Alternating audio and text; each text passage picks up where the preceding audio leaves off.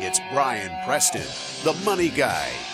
How can a failure from a business turn into a How can success? it be positive? Because I talked about in my previous point that I had a friend who was a $7 an hour welder who started a successful fabrication business. That's the positive story. Sure. But we know that part of entrepreneurship is the reason it has this allure around it is because it's kind of hard. I mean, you were doing things a little different, and we actually have some stats to show you how hard it is to be a successful entrepreneur over the long term. Yeah, this is from the SBA, the lifespan of a small business. About only 80% of small businesses survive after the first year. Right. So that means 2 out of 10 fall off within a year. Don't make it. So you got to be in the top 80% to kind of make it. If you stretch that timeline out from 1 year to 5 years, only about 50% of the herd make it through. So 1 in 2 folks actually make it past the 5-year mark.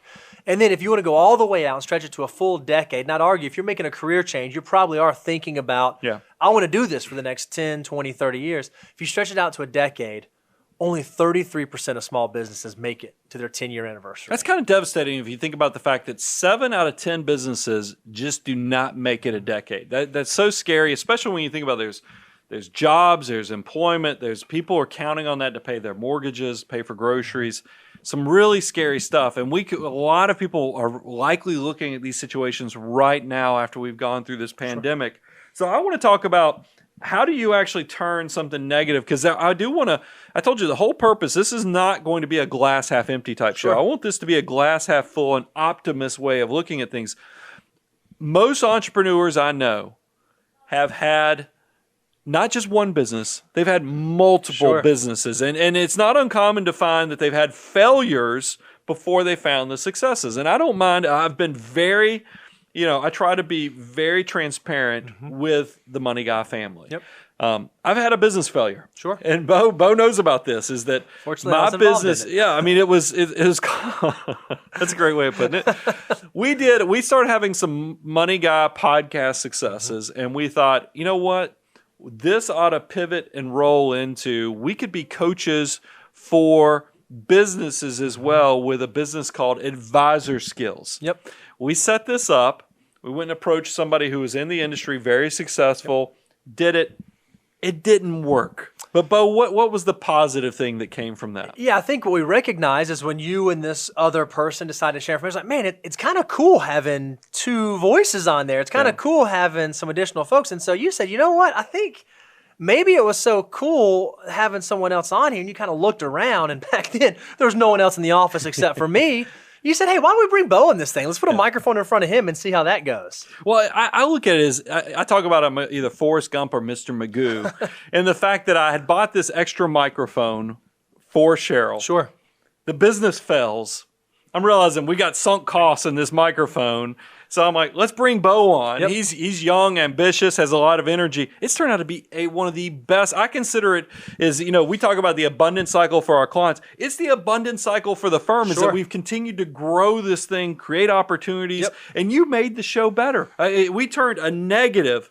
We took from the mouth of failure and turned the negative stuff that happened with Advisor Skills and turned it into a positive that the Money Guy show got substantially better and actually has continued to be prosperous from taking that situation. Love it. So let's talk about, I want to have some teachable moments from this. I want you to internalize when you have negative stuff happen. Sure. Like I talked about with the fact that I know when I ran my business way too lean on cash in 2008 and 9. I was using a home equity line instead of having cash reserves. So if you were a person who had a business that didn't work out, what are some teachable things you can do? One of them is look at that situation and figure out if you can create a business plan that is what I hope will happen. I think people do that one, but here's where they fail. They'll also usually write what the best case scenario, but very few business plans are, oh my God, I'm going to be broke, because they were too optimistic in how they planned for everything. Yeah, I think one of the reasons that entrepreneurship gets so much attention and so much is people think about, I get to be my own boss and I get to make my own hours and I'm in charge and the buck stops me. And we all have that vision for the best case scenario. Sure. We all think, I'm going to turn into Mark Cuban or fill in the blank. But if you are going to step into this, and I've heard you counsel so many business owners on this, Brian, hey, don't just do the, hey, this is my best case. Yep. And don't just do, hey, you know what, I think this is what will probably happen. Do, what if I'm wrong? Yeah. What if I'm not as good as I am, not as fast as I think I am, not as smart as I think I am? And what if this is all I'm able to do? What's the bare minimum? And is that still sustainable? Yeah. And what happens if that's what plays out? What's my contingency plan? Do I have reserves to cover? Do I have liquidity necessary to allow me to get through that?